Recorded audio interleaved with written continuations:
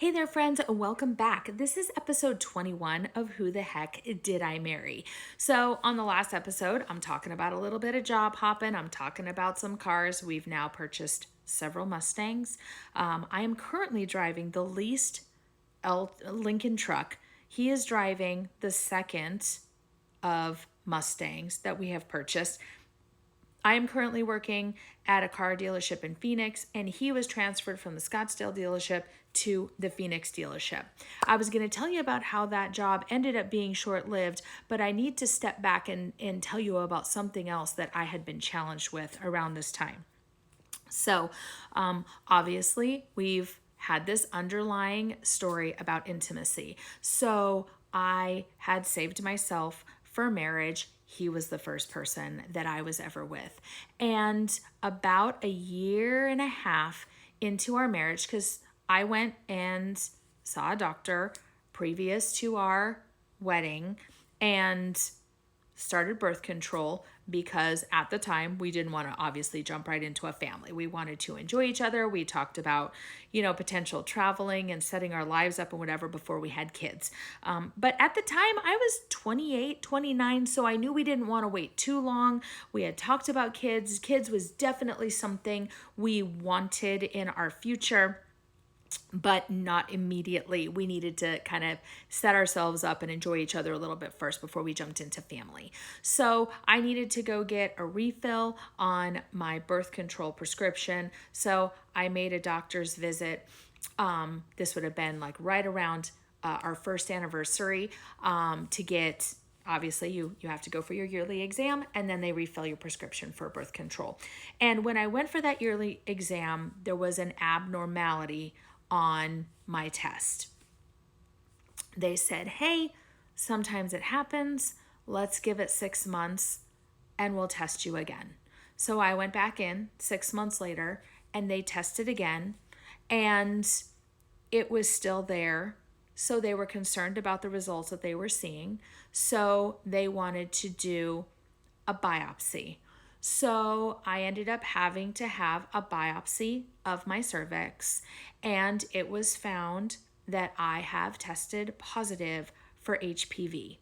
Now, the human papillomavirus is something that is really, still, it seems, not a whole heck of a lot known about it. We know that it is definitely testable in women, that women obviously carry it, and that it is something you can test for.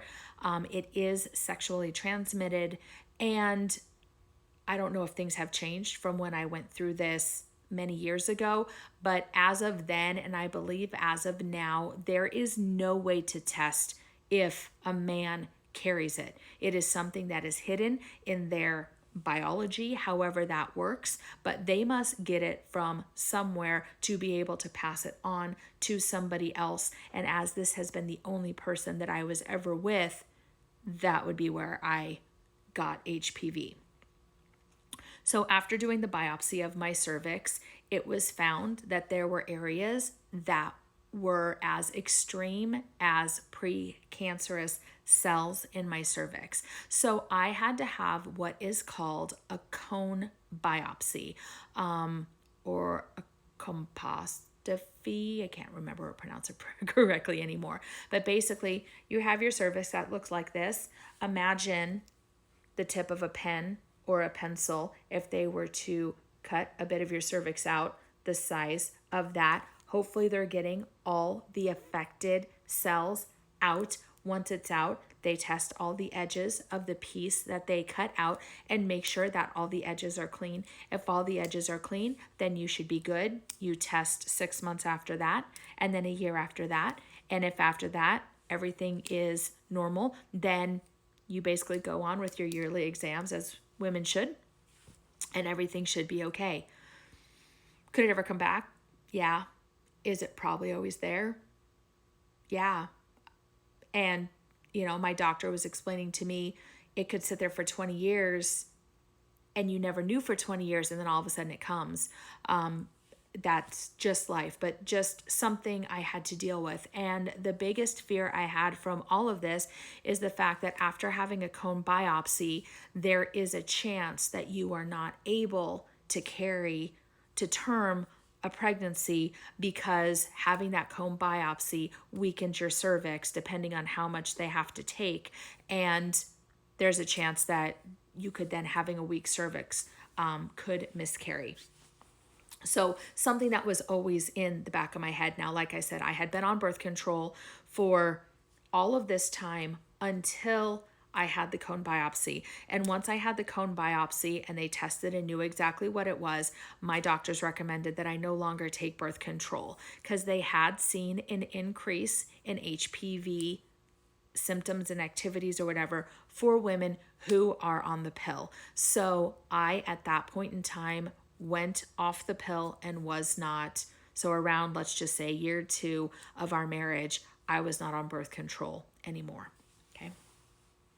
So, just part of my life. The good news is, even all the way through to today, I continue to be tested yearly, as again, all women should go get their womanly physicals yearly. And I have not had any problems, knock on wood. Nothing has shown up irregular since those biopsy days. So that's excellent news. So Ken is working at the dealership in Phoenix. I'm working at a different dealership in Phoenix.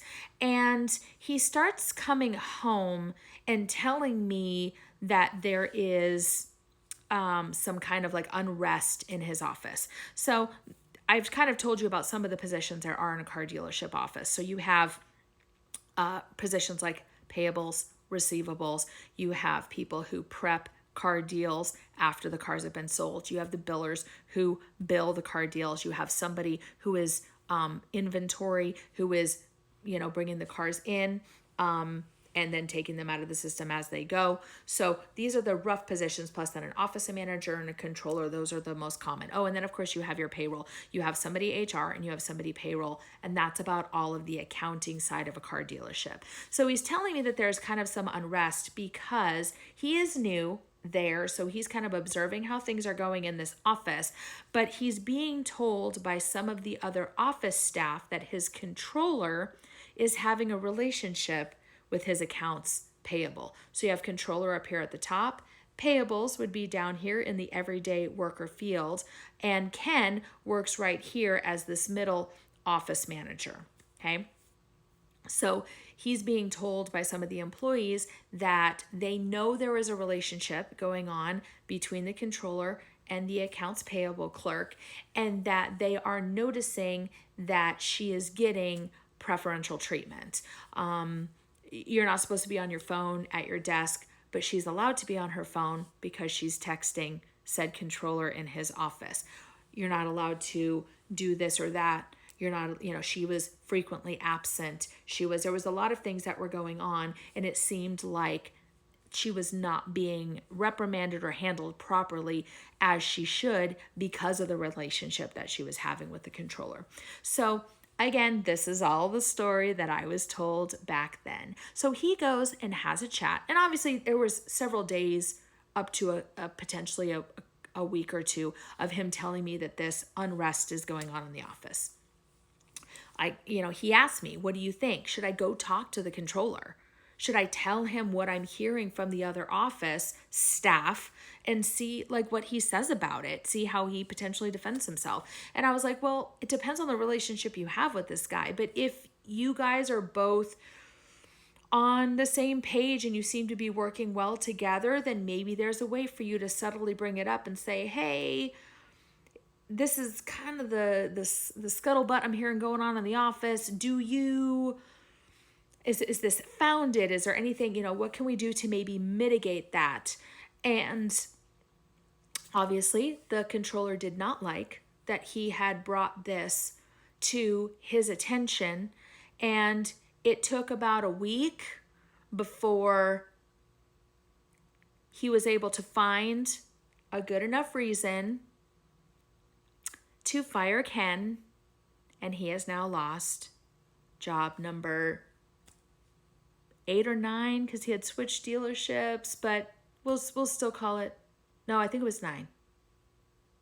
Bye-bye, job number 9.